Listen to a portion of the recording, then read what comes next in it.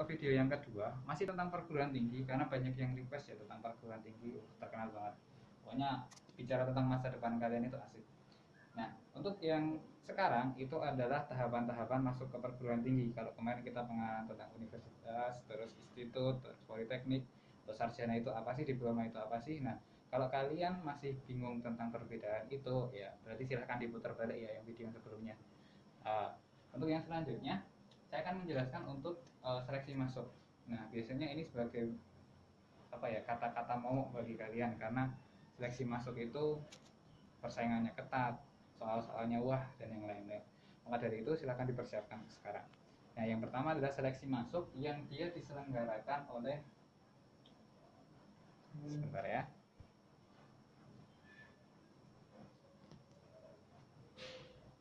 Oke, seleksi masuk yang dia diselenggarakan oleh Kementerian Riset dan Teknologi. Nah, Kementerian Riset dan Teknologi itu dia membawahi banyak sekali universitas, dari UNY, UGM, dari Universitas Syah Kaula atau sampai dengan Universitas Airlangga dan sampai yang mana-mana lah. Pokoknya universitas negeri itu dia di bawah Kementerian Riset dan Teknologi.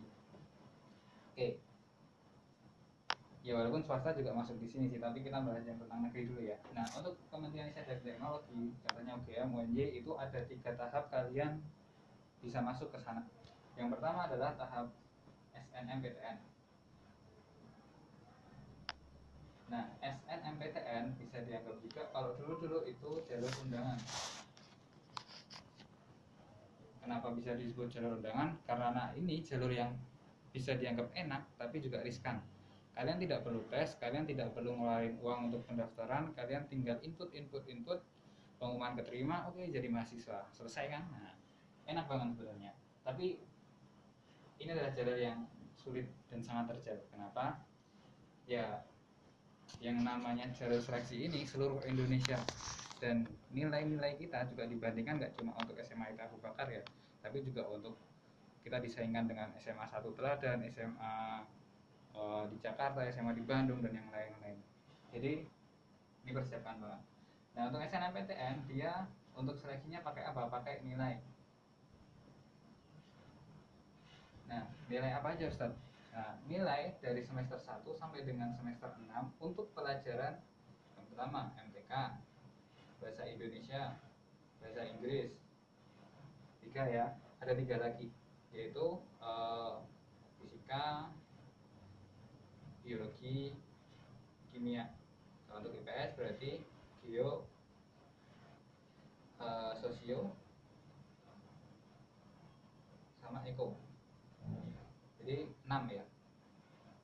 6 pelajaran ini di semester 1 dengan dari semester 1 sampai dengan semester 6. Oke. Jadi istilahnya kalau kalian sudah kelas 3, kalian nggak bisa ya merubah semester 1 sampai dengan semester 4.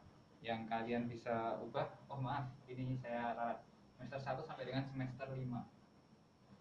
Jadi semester 1 itu ya kelas 1 semester 1, semester 2 kelas 1 semester 2, semester 3 kelas 2 semester 1. Nah, otomatis yang belum kalian buat adalah semester 5. Nah, maka dari itu mulai dari sekarang jangan malas untuk belajar, silahkan maksimalkan belajar karena nilai terakhir kalian itu ditentukan sekarang. Walaupun pada musim pandemi seperti ini jangan lelah untuk belajar. Nah, 6 ini akan diperingat di mana SNMPTN itu nanti ada 2 step.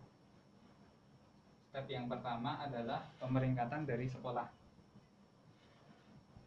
Nah, maksudnya pemeringkatan berarti cuma peringkat 1 aja Ustaz? Enggak cuma peringkat 1 aja, tapi dia diperingkat oleh sekolah, IPA dan IPS. Masing-masing diperingkat sendiri-sendiri ya, nggak mungkin IPA IPS itu diparalel jadi satu. Karena kita nggak bisa mengcompare fisika dengan geografi itu setara atau enggak, kan nggak bisa. Jadi IPA sendiri, IPS sendiri. Nah, yang berhak untuk seleksi nasional masuk perguruan tinggi negeri itu adalah yang dia di sekolah saya tekankan 40% terbaik. Otomatis dia peringkat 1 sampai dengan peringkat 40% dari angkatanmu. Contohnya aja, IPS juga 40% ya. Contohnya aja seperti ini analoginya. Sampel. Di angkatanmu ada 100 anak IPA. Otomatis yang bisa diambil sampai dengan tahap nasional itu adalah peringkat 1 sampai dengan peringkat 40. Nah, di sini paham ya, kalau anak IPS contohnya 100 enggak sedikit ya di sini ya. 50 anak IPS. Berarti peringkat 1 sampai dengan peringkat yang 40% itu dari peringkat 1 sampai dengan peringkat 20. Seperti itu. Jelas ya? Nah, berarti setelah itu kita milih universitas, milih jurusan dan langsung terima? Enggak, belum selesai. Ini masih saingan tingkat sekolah. Nah, setelah tingkat sekolah selesai, kita masuk ke step 2. Nah, step 2 itu seleksi nasional. Nah, seleksi nasional ini kita udah enggak terpacu pada sekolah lagi, tapi kita terpacunya dengan seleksi di satu jurusan, di satu universitas dengan seluruh Indonesia. Contohnya aja, kalian besok pengen ngambil ke manajemen di UGM, berarti saingan kalian adalah semua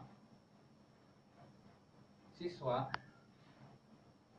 baik itu SMA sederajat ataupun SMK yang ambil di jurusan tersebut. Kalian bertarung dengan 6 nilai ini.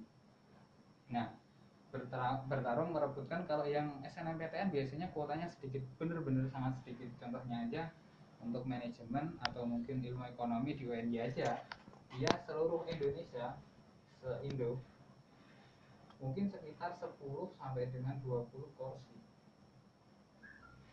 Jadi bayangkan berapa persen kamu masuk seperti itu.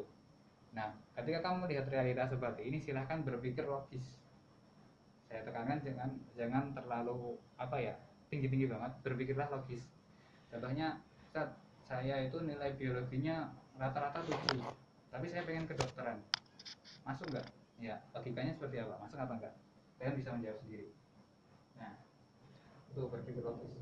Nah, Ustaz, selain nilai ini, apakah ada faktor penentu yang lain? Ada, yaitu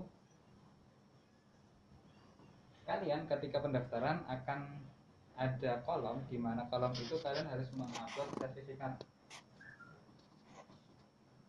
Nah, itu sebagai salah satu nilai plus.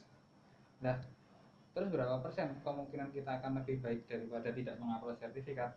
Mending di-upload saja ketika itu sertifikatnya bagus.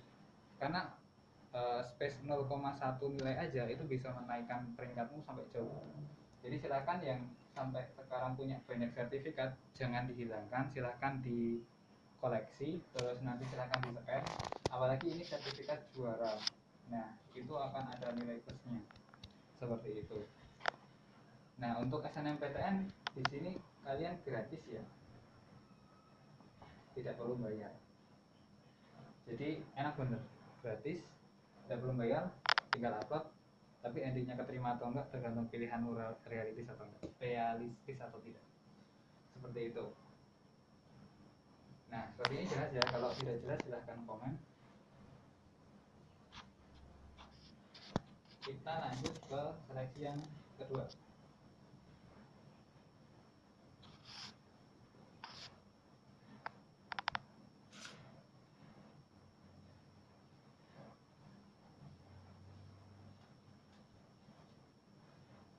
Nah, untuk seleksi kedua yaitu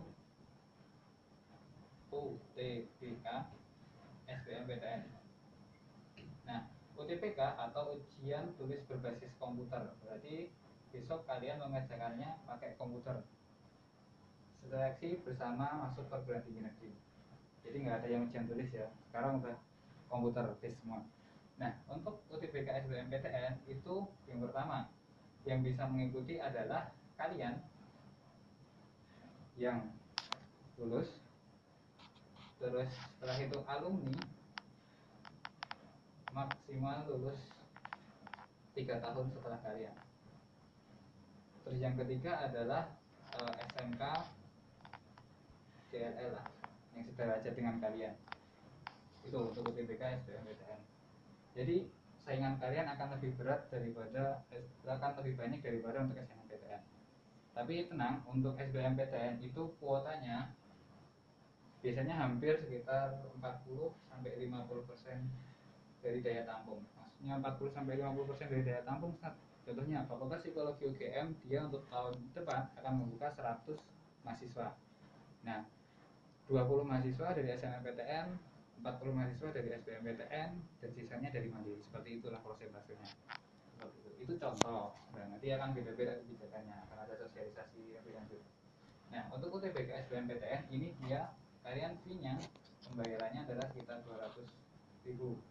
Jadi ini nggak gratis ya. Jadi kalian harus daftar seperti ini.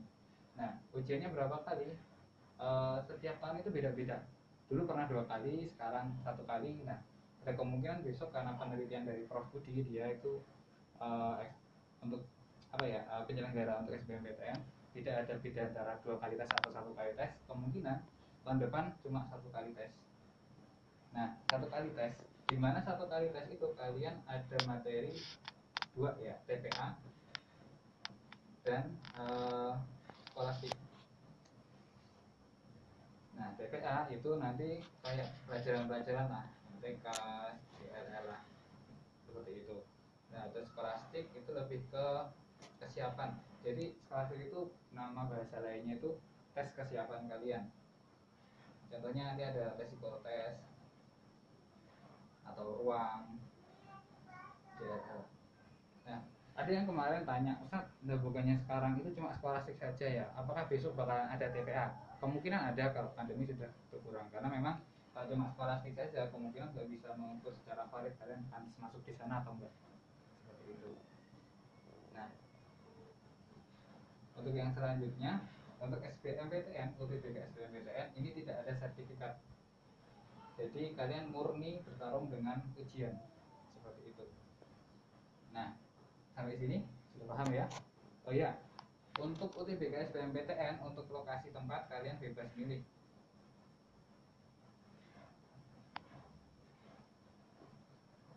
Bebas milih tempat tes. Mau di kota kalian, mau di Jogja, terserah kalian. Nah, dan satu lagi untuk SBMPTN dan SNMPTN itu sama ya untuk pilihan jurusannya. Sekali lagi sama pilihan jurusannya, yaitu 2 pilihan jurusan.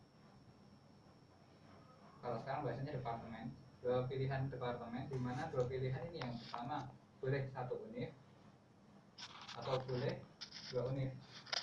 Nah, kalau 2 univ berarti 1 jurusan. Nah, Ustaz, saya cuma pengen 1 jurusan aja di 1 univ saja, nggak masalah. 1 univ, 1 jurusan, itu juga boleh. Seperti itu, bebas. Tapi sistematikanya seperti itu. Nah, untuk 2 pilihan ini, pilihan yang pertama itu sebagai prioritas. Sekali lagi pilihan pertama itu sebagai prioritas. Untuk besok milihnya seperti apa yang di video selanjutnya. Nah, pilihan selanjutnya, seleksi yang terakhir yaitu seleksi mandiri. Ini sudah jelas ya, kalau ada yang masih nggak jelas nanti silahkan di komen, nanti akan saya teruskan, insya Allah. Nah, karena tadi sudah SNMPTN, SBMPTN itu penyelenggaranya adalah Kementerian Riset dan Teknologi. Untuk ujian terakhir ini atau ujian mandiri, dimana kalau kalian pengen ke universitas negeri, kalian ujian mandiri gagal, berarti tahun depan kalian baru bisa ujian lagi. Nah, mandiri itu penyelenggaranya adalah universitas masing-masing. Jadi akan ada banyak sekali kebijakan yang berbeda-beda. Nah, untuk mandiri ini juga kan ada macam-macam jenisnya.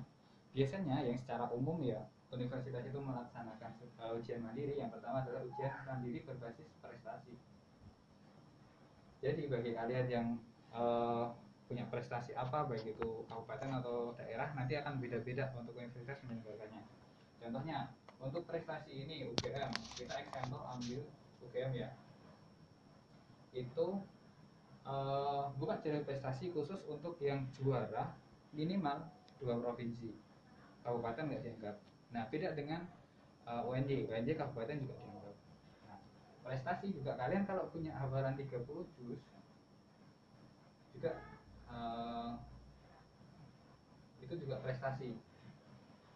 Nah, besok kalau sudah waktunya hafalan di atas 7 juz itu juga kita bisa buatkan sertifikat. Jadi itu masuk dalam prestasi.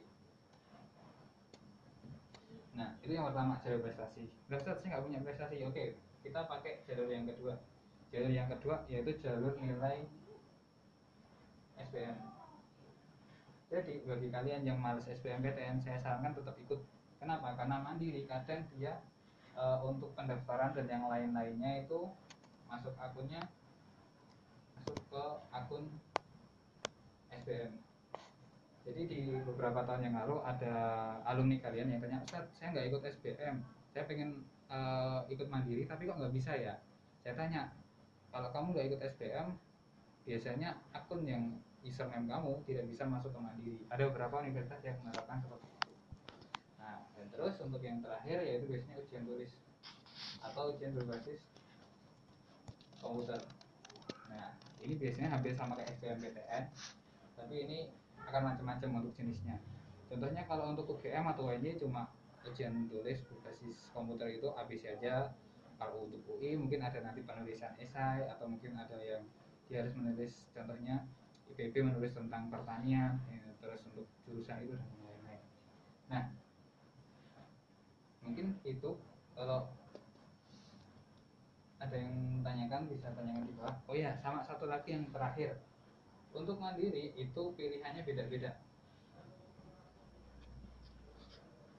Nah, untuk pilihannya beda-beda. Contohnya pilihannya beda-beda seperti apa, Ustaz? Contohnya UGM itu ketika kamu daftar mandiri, kamu bebas memilih 4 jurusan di UGM. Dan itu cuma UGM aja ya kalau kamu daftarnya UGM. Karena ini kan penyelenggaranya mandiri-mandiri, sendiri-sendiri. Nah, kalau contohnya UNY itu 2 S1 dan 2 diploma. Kalian bisa milih seperti itu. Nah, sebenarnya untuk jalur seleksi itu masih banyak ya untuk mandiri itu.